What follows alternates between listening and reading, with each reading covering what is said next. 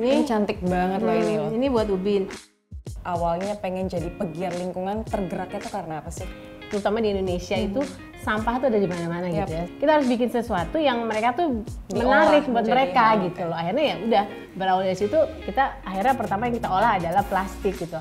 Saya Santi Novianti dan saya seorang penggiat lingkungan.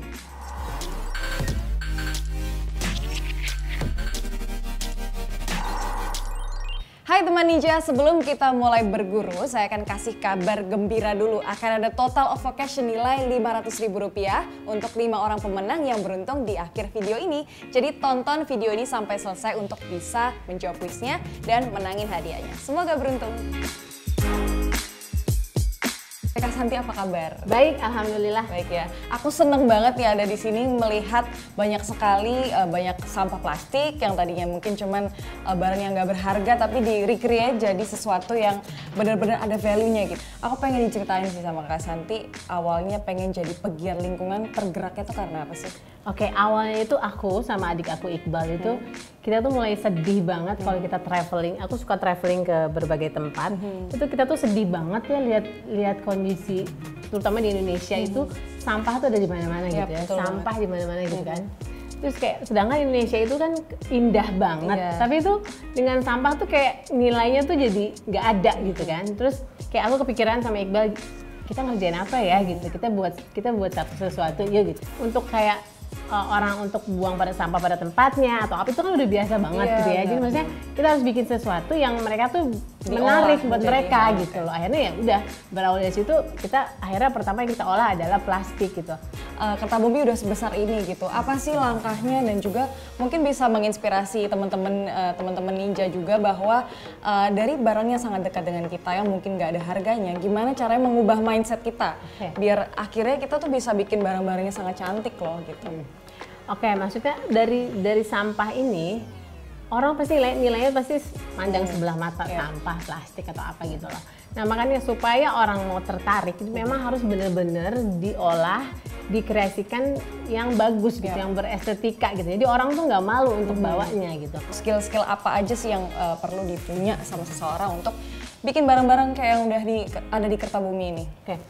Nah untuk barang-barang itu sebenarnya sih nggak butuh kalian yang khusus banget gitu ya. Maksudnya basic aja sih menjahit. Tapi kalau misalnya kalian juga nggak bisa menjahit, sekarang masih banyak banget loh jahit keliling atau tukang jahit ya kan. Palingnya kalian masih tahu basicnya supaya tekstur plastiknya itu jadi bagus gitu. Kak Santi, tentunya barang-barang yang udah di recreate ini pasti jadi pertanyaan, apakah kalau kita sudah bikin ini nanti akan ada pembelinya? Itu pasti pertanyaan besar gimana? Selama bentuknya bagus, proper, secara estetika bagus, pasti laku. Pasti laku. Apalagi sekarang kan udah mulai yang zero waste, apa segala macam itu laku. Kalau aku bazar, itu bazar kan hampir bisa dibilang tuh customernya tuh benar-benar beragam ya. Itu tuh selalu laku. Memang butuh keahlian khusus seperti menjahit. Tapi kalau misalnya teman-teman juga nggak bisa menjahit, saya juga nggak bisa jahit sejujurnya. Saya cuma gambar atau apa saya kasih aja ke tukang jahitnya kan. Tapi punya ide gitu ya. Ini buat kayak gini gitu.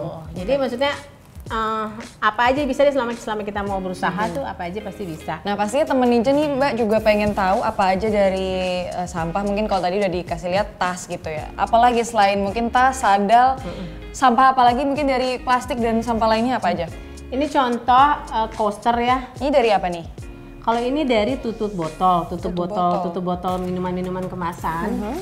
Nah itu biasanya kita cacah, setelah kita cacah dia masukin ke satu alat untuk dilelehkan, setelah itu dipres. Nah ini macam-macam nih, ini bisa dibikin sebagai tatakan gelas, dan ada juga ini dipakai sebagai hiasan dinding ya kayak gini kan, atau ada juga dipakai buat lantai. Kita juga ada beberapa customer ya buat ubin, ini buat ubin nih. Nah Kak Santi, aku tentunya juga pengen tahu kisaran harganya dari barang-barang ini karena nanti siapa tahu nih ya dari teman-teman ninja kemudian ada yang bikin dari sampah jadi barang-barang ini kisaran harganya berapa? Potensi pasarnya besar nggak sih? Potensi pasarnya besar banget, itu bisa kelihatan dari penjualan kita maupun penjualan dari orang-orang yang datang untuk workshop dan mereka jual kembali. Biasanya tuh mereka kalau misalnya aku mau belajar itu dong, mau belajar sendal gitu. Mbak sendalnya laku banget loh, aku bikin produk lain dong gitu. Jadi kisarannya sekitar 25.000 sampai ratusan ribu, itu tergantung dari tekniknya yang dipakai berapa dan berapa lama pengerjaannya gitu. Tingkat kesulitannya pun beda-beda. Nah, sama kayak gini, semua plastik itu hampir semua plastik itu hampir bisa kita daur ulang. Metode yang kita pakai adalah heat press. Jadi plastik itu dilapisi dulu oleh kertas roti, atau kalau kalian nggak punya kertas roti, kalian bisa pakai kertas koran, kertas HVS, itu kalian lapisin dulu. Setelah itu baru di setrika. Disetrika dengan tekniknya khusus, nanti kalian jadi terus dia bisa sampai teksturnya seperti tekstur kulit jeruk. Jadi benar-benar berbeda dari tekstur aslinya plastik. Nah, teman ninja, tentunya dari barang ini kita juga jadi pengen tahu nih, apakah sampah-sampah yang kemudian kemarin udah diolah sama Kertabumi, apakah cukup menjadi jawaban buat permasalahan sampah di seenggaknya Jakarta gitu? Nah, kalau misalnya mungkin kita suka berpikir gini loh, satu orang nggak bakal bisa mempengaruhi, satu orang tuh bisa ngaruh segimana banyaknya sih sama sampah, itu ngaruh banget. Jadi satu orang itu bisa berpengaruh banyak banget, apalagi kalau satu orang itu bisa menginspirasi banyak orang gitu loh. Saya inspirasi Mbak terus itu akan banyak gitu. Satu sampah, satu rumah tangga kali berapa rumah tangga gitu kan. Sedangkan sampah-sampah rumah tangga, sampah-sampah plastik itu bener-bener udah nggak usah dibahas lagi, itu jadi permasalahan yang nggak pernah selesai, dan itu bukan masalah pemerintah aja gitu, tapi semua sampah yang kita hasilkan adalah sampah tanggung jawab kita sendiri gitu. Kita menghasilkan sampah, kita harus bertanggung jawab atas sampah kita sendiri gitu. Cuman dari Kertabumi sendiri, apakah juga ada kerjasama mungkin dengan pemerintah supaya juga bisa mendukung sosialisasi soal daur ulang sampah gitu?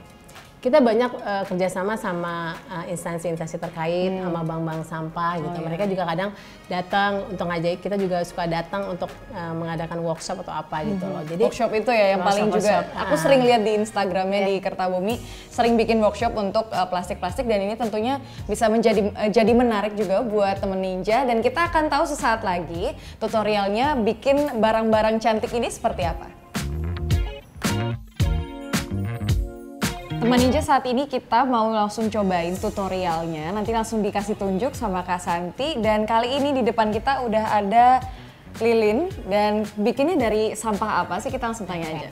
Nah, kali ini kita akan tutorial untuk membuat lilin yang cantik ini menjadi dari sampah minyak jelantah. Tapi usahakan minyak yang dipakai itu jangan lebih dari 3 kali penggunaan. Ini pertama kita masukin dulu minyaknya. Nah, untuk berapa banyaknya, itu selalu perbandingannya 1:2 dari parafin. Nah, ini parafin. Parafin tuh bahan utama juga untuk membuat sabun.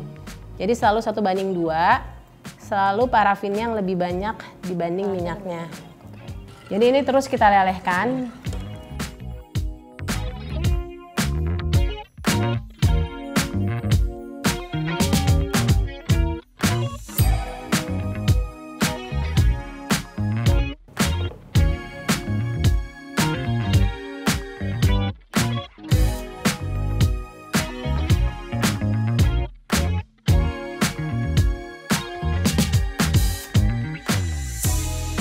Nah, teman ninja, untuk tutorial yang kedua kita akan dikasih tahu tutorialnya sama Kak Santi untuk caranya bikin selai dari kulit apel. Langsung aja kita coba ya, Kak. Oke, pertama adalah apelnya kita kupas dulu, cuci bersih, setelah itu kita blender, langsung blender aja ya.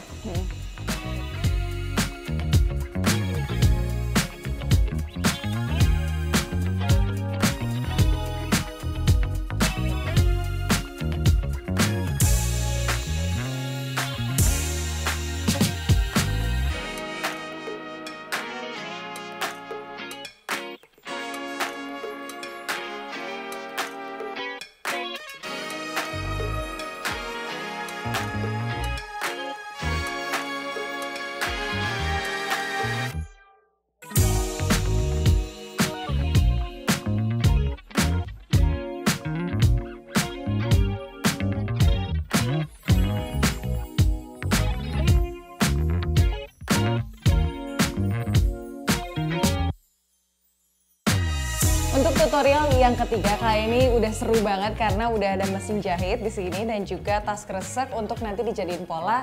Jadi apa nih Bu? Nanti kita akan buat seperti ini. Ini tas tote bag ini ya. Nah, oke, yang pertama kita buang dulu bagian bawah dan bagian sampingnya.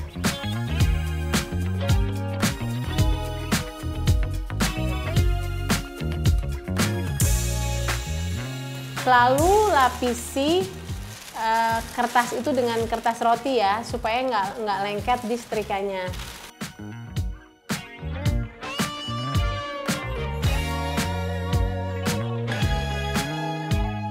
Terus sampai, jadi kurang lebih teksturnya seperti ini. Ini udah dapat.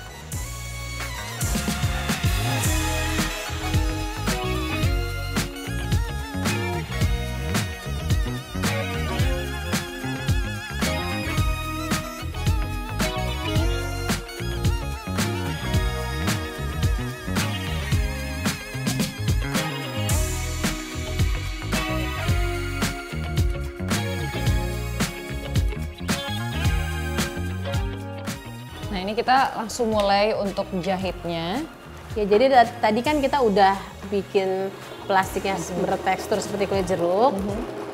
Nah nanti untuk modelnya apa aja ya tergantung kalian punya plastik apa tuh di rumah gitu. Nanti ini tinggal digabung-gabungin nih gitu.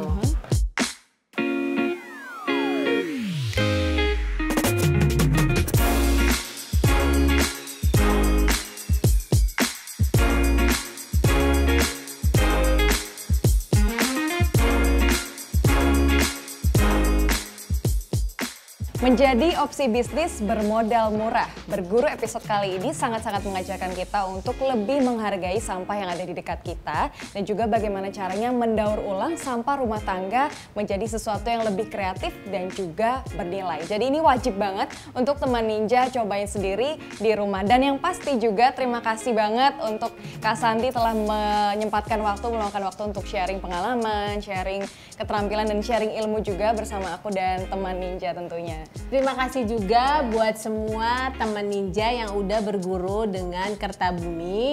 Semoga apa yang udah tadi kita sampaikan bisa menginspirasi kalian semua untuk memulai usahanya.